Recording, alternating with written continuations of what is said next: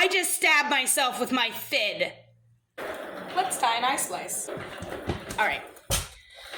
We're gonna learn how to tie an eye splice back into your rope.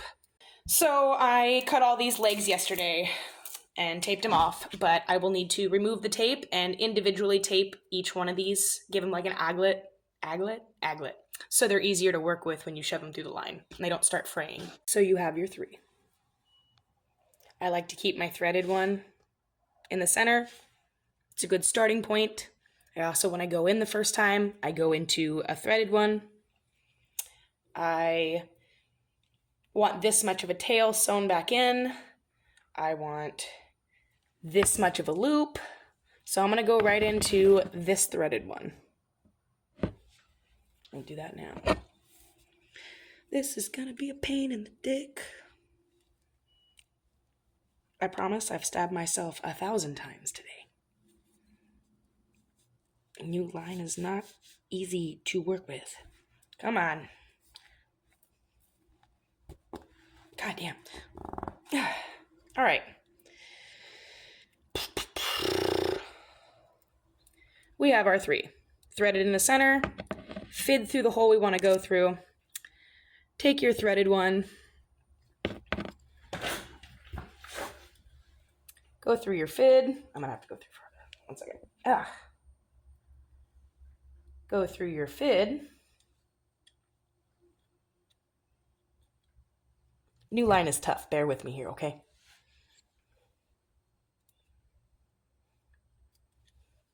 Through our fid. Pull tight. Pull the fid out. You should be left with this. You've got your threaded one going through. You've got one coming off the front right here. And you have one coming around the back this way. So, kind of like this.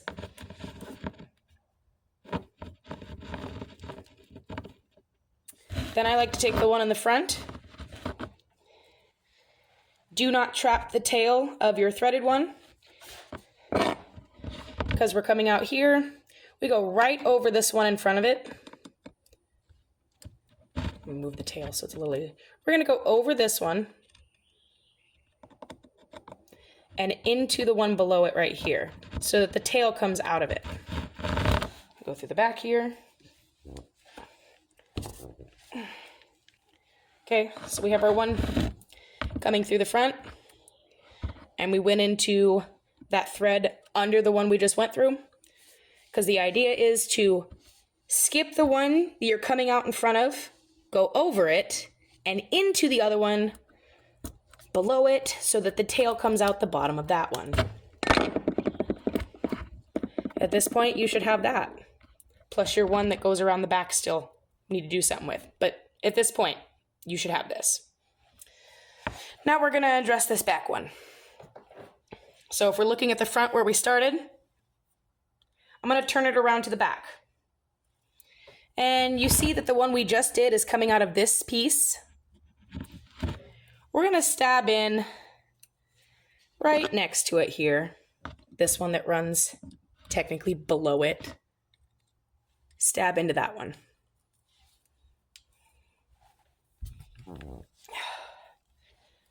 You take the one you had around the back, or around the back. Technically should have been around the back. It just is flying around. So it was around the back. We're stabbed into the place we need to go. Instead of going this way, like we have with every single one so far, we're going to go this way.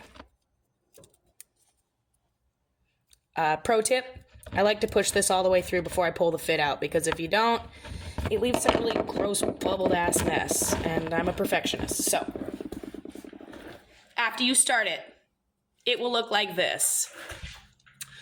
You'll see your threaded one coming out of the front. You'll see the other one coming out right next to it.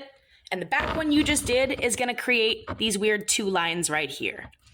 Yes, they're supposed to be in the same spot. This one's going into it and coming out that way. This one's going into it and coming out that way. That's how it's supposed to look. Get a close up here. That creates all 3 of your tails going opposite directions. This is the goal. If it does not look like this when you start it, you did something wrong. Make sure that you didn't trap this tail, your first one, because sometimes I made the mistake of going under it and then going into that one down there. Don't do that. Make sure your first tail is there. You go over it. The back one goes around into the same hole, but it doesn't come out the same way. So this one's coming out of that hole. We're going to stab into that one so the tail comes out that hole. But they're both technically in that spot right there. Follow the pattern all the way down.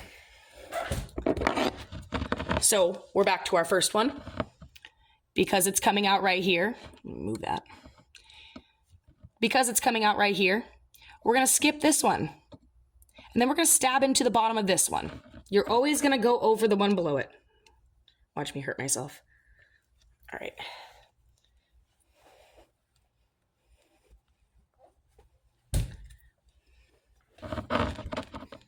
Boom, stabbed into the spot it needs to go.